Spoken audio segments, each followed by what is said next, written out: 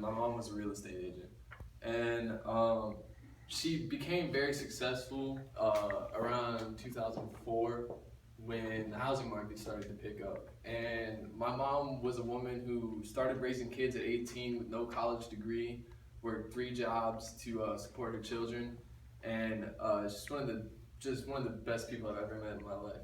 And she was making good money, like for the first time in her life. She was making about $60,000 a year, which was incredible to her.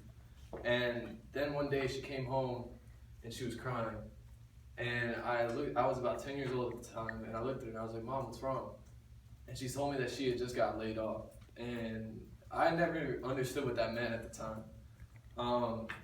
In 2008, America's real estate economy absolutely collapsed. Homes dropped in value from over 100%, and millions of people were out of jobs.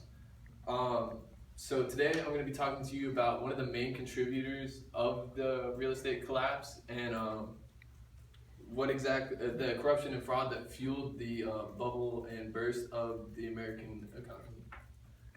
So the main contributor to the economic collapse is called the CDO.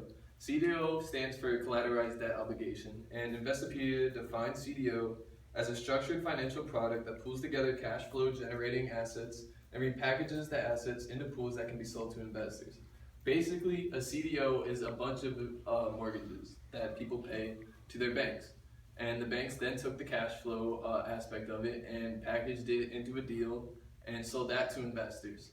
And at first, they were seen as incredibly safe investments. Banks only took people's mortgages that people paid routinely, had good credit scores, and were very reliable. And they were sold with up to a 90% FICO rating, which basically means that they're as secure as they can get. But eventually, as time wore on, there's only so many good mortgages in America. There's only so many people that pay their bills. There's only so many people that have a reliable income. And the banks in particular, the more CDOs that they sold, the more money that they made. And so once they started running out of good mortgages, they started coupling mid-rate mortgages, people that sometimes paid their bills, but not all the time, missed a couple payments here and there. They started throwing those in with CDOs, but they never informed the public that these faulty mortgages were also in the CDOs as well. People were buying them thinking that everything was safe, everything was secure, and the rating agencies were still giving out 90% ratings, saying that everything was fine. After they ran out of mid-rate mortgages, they started putting in mortgages that without checking credit scores at all. People, in fact, at the time, people would be able to get mortgages in the names of their pets. They would get a mortgage for a $400,000 house at the time under the name of their dog. And banks didn't check anything.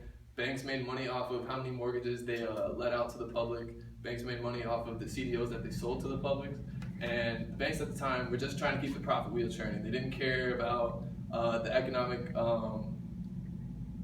liabilities that were associated with their actions. And so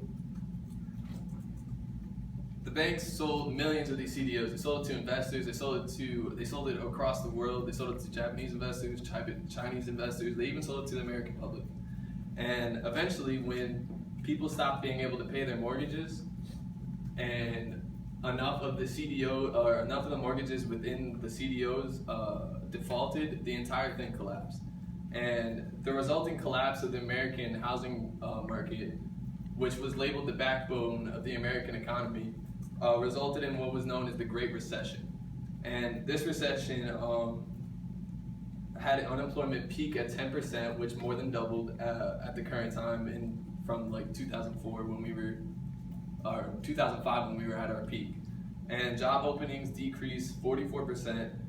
There were massive layoffs, including one that hit home to me, which was my mom. It had a direct impact on my life.